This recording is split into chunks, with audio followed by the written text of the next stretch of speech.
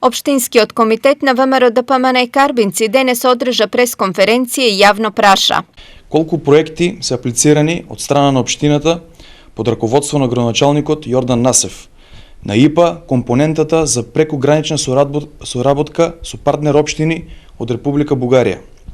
Од 30 октомври 2017 година па до денес.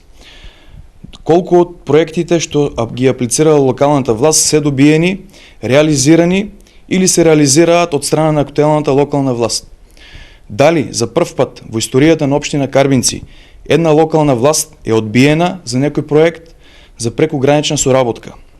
Како општински комитет на ВМРО ДПМН од Карбинци сметаме дека работата на општина Карбинци и локалните институции во делот на прекограничната соработка преку ИПА компонентата на ЕУ е повеќе од важна за нашата општина, со што може да се обезбедат значителни финансиски средства за подобрување на животот на граѓаните на Карбинци, првенствено, но и условите за живот од двете страни на границата. Нова возвратија од општина Карбинци. Прво ќе почнеме со започнатиот проект кој што околу 30% беше изградено градежните работи, а во плаќање 0%, значи целиот проект 70% успешно беше завршен од наша страна и во цело 100% беше исплатен од нашата страна близу некаде околу 200.000 евра. Тоа е уредување на речното корито на Карвинска река во населено место Карвинци од 265 метри. Тој проект е успешно оценет, успешно е реализиран, направени се ревизии, кофинансирање и комплетна документација е завршена.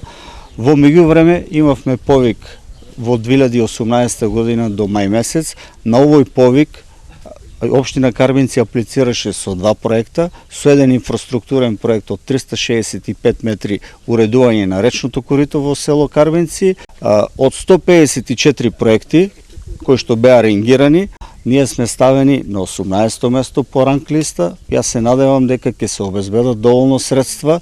Мора да спомнам дека ова година се и лимитирани средствата на самата програма Интеррек и мислам дека ќе најдеме средства и за нашиот проект да помине.